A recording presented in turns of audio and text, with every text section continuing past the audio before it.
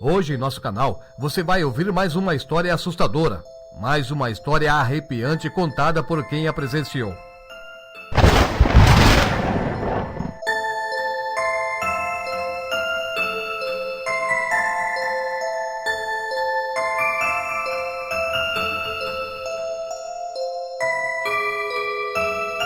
Já era tarde da noite quando dois homens saíram correndo e, carregando algumas sacolas, seguiam na direção do rio Tietê, na cidade de Porto Feliz, em São Paulo. E eles tinham pressa em abandonar aquele lugar. Aquela noite estava enluarada, mas devido a uma vasta vegetação e às árvores existentes na região, o caminho daqueles homens ficava escuro. Aparentemente, eles não conheciam muito bem o local. Isso tornava a fuga mais difícil. Então resolveram que deveriam seguir pela margem do rio. Ali eles seriam orientados pela correnteza, e o reflexo da lua na água iluminava, mesmo que de forma peculiar, mas o suficiente para saberem onde estavam indo. Alguns minutos depois, seguindo o rio abaixo, eles avistaram na água algo que lembrava uma pequena embarcação. Cuidadosamente foram se aproximando e constataram que aquela canoa parecia abandonada ou foi deixada ali por alguns pescadores que voltariam depois para buscá-la. Aqueles dois homens viram uma oportunidade de ouro diante deles. A canoa, que lembrava uma antiga embarcação que foi usada pelos bandeirantes em suas monções, era o que eles precisavam para sair rápido dali. Eles desamarraram a corda que prendia a canoa e só depois de subirem sentiram falta dos remos. Mas não se importaram. Eles queriam mesmo seguir a correnteza do rio e usariam as mãos como leme para se manterem na direção. Depois de terem percorrido uma certa distância, a canoa começou a parar. Foi como se ela tivesse enroscado num galho de alguma árvore. Eles olharam para baixo e viram que a água estava se movimentando em forma de caracol. E naquele momento, a pequena embarcação também estava começando a girar. Os dois amigos ficaram apavorados, pensando que tinham entrado num redemoinho e seriam arrastados para o fundo do rio. Então começaram a gritar por socorro e chegaram a pensar em pular na água, mas ficaram com medo de serem engolidos. Logo, um deles gritou que viu uma mulher nadando ao redor deles. Mas o outro disse que o amigo estava louco, aquilo seria impossível acontecer. De repente, eles começaram a ouvir uma linda canção cantada por uma bela voz feminina e angelical. Enquanto isso, a água foi acalmando e a canoa parou de girar. Os dois homens olharam para o rio atrás deles e viram algumas borbulhas na água. E no mesmo lugar surgia uma linda mulher com fisionomia de uma índia. Seus cabelos eram compridos e cobriam uma parte do seu corpo. Delicadamente ela continuava cantarolando enquanto gesticulava para que os dois homens a seguissem. Eles não perceberam, mas a canoa estava indo contra a correnteza. Quando deram conta de que aquela mulher era a Yara, a rainha das águas, já era tarde demais para fugirem.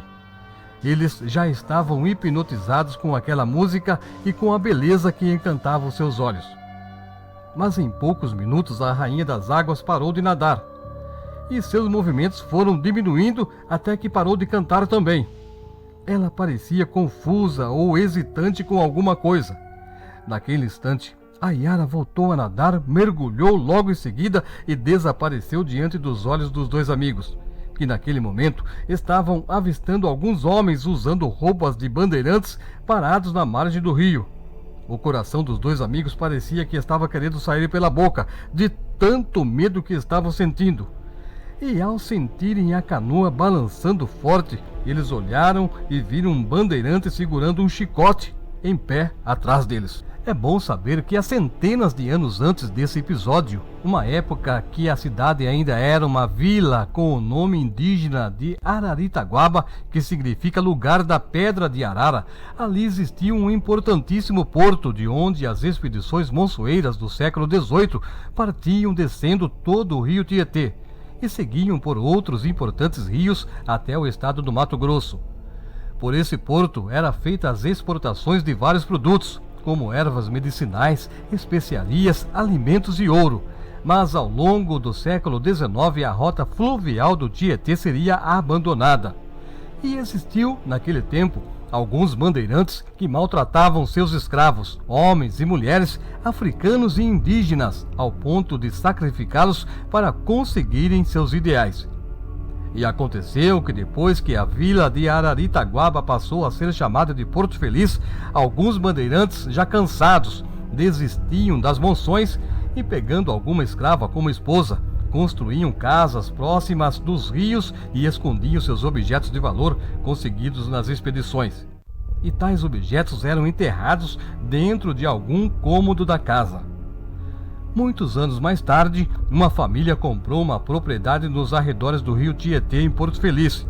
E ao demolirem a antiga casa para construir uma nova, encontraram muitos utensílios em ouro, enterrados sob um velho assoalho de madeira.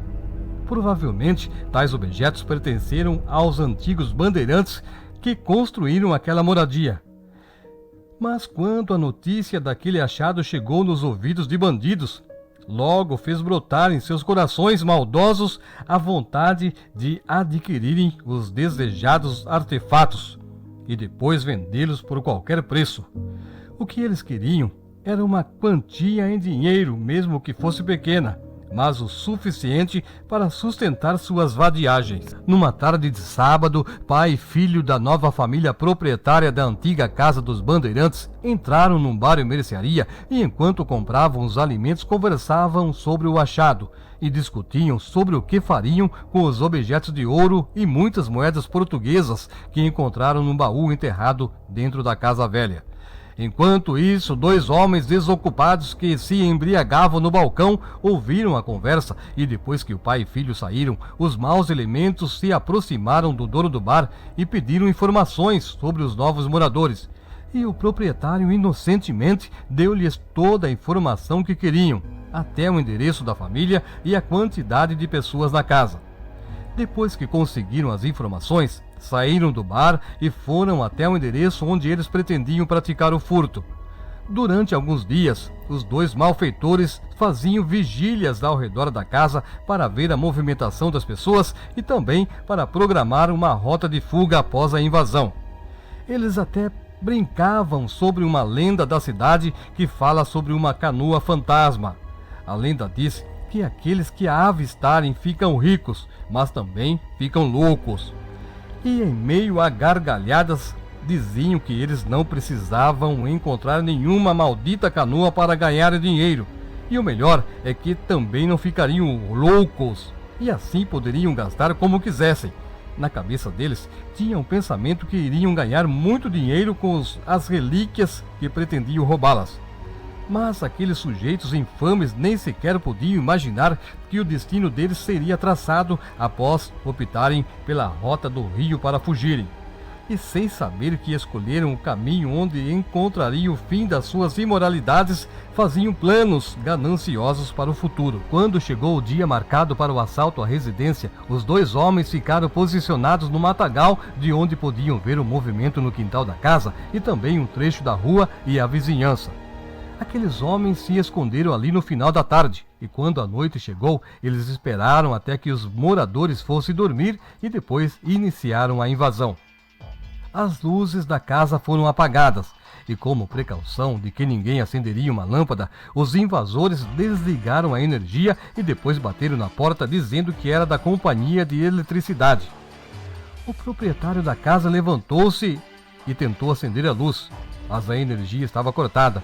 Então ele abriu a porta para atender os falsos trabalhadores e foi rendido pelos ladrões.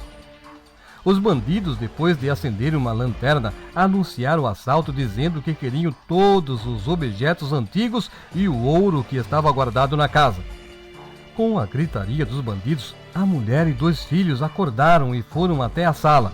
E depois que descobriram o que estava acontecendo, todos foram levados até o banheiro, onde ficaram trancados. Depois, os bandidos pegaram tudo o que queriam e mais uma quantia em dinheiro da família e saíram pelo fundo da casa. Após pularem o muro, eles entraram na mata e desceram na direção do rio Tietê e caminharam até o local onde encontraram uma canoa amarrada numa árvore. Fazendo o mínimo de barulho possível, eles navegaram uma longa distância rio abaixo, até o ponto onde foram surpreendidos pela Yara. A rainha das águas já os tinha em seu controle e os levaria à morte se não fosse a intervenção de um grupo de assombração mais perigosos do que ela. Parecia que os fantasmas tinham um certo controle sobre a Yara, que a fez fugir pelo fundo do rio. E o bandeirante que apareceu atrás dos bandidos na balsa levantou o chicote e arremeteu-se violentamente contra os ladrões. Os gritos de dor e pavor podiam ser ouvidos a longa distância. E 3 pescadores que estavam num dos afluentes, sendo um chamado Joaquim Ramos, vieram correndo para ver o que estava acontecendo no meio do rio. Durante esse tempo, na canoa, o sangue estava escorrendo nas costas dos 2 ocupantes, enquanto eram chicoteados pelo fantasma bandeirante. Naquele instante, o fundo da canoa quebrou quando se chocou contra alguma rocha, e os 2 amigos foram lançados na correnteza. Quando Joaquim Ramos e os outros 2 pescadores chegaram no local, viram um homem tentando sair do rio enquanto lutava em desespero nas águas profundas. Os pescadores pegaram um galho de árvore e lançaram no rio para que o homem segurasse na outra ponta, e assim eles o puxaram até a margem. Depois de alguns minutos, o homem contou aos pescadores tudo o que tinha acontecido e disse que antes de saírem da casa onde praticaram o furto, eles beberam um pouco de chá que era feito com algumas raízes que encontraram na cozinha. E disse que depois daquilo sentiu reações estranhas no corpo e começou a ver fantasmas. A camisa do homem estava rasgada e as costas dele muito machucadas, mas ele não sabia se a assombração que apareceu era real ou se ele foi vítima de alguma alucinação. Aparentemente aquele homem estava enlouquecido. E quanto ao outro bandido, ninguém soube o que aconteceu com ele. Os pescadores, vendo que aquele sujeito machucado precisava de cuidados médicos, levaram-no até a um pronto-socorro. E a polícia foi informada sobre o ocorrido.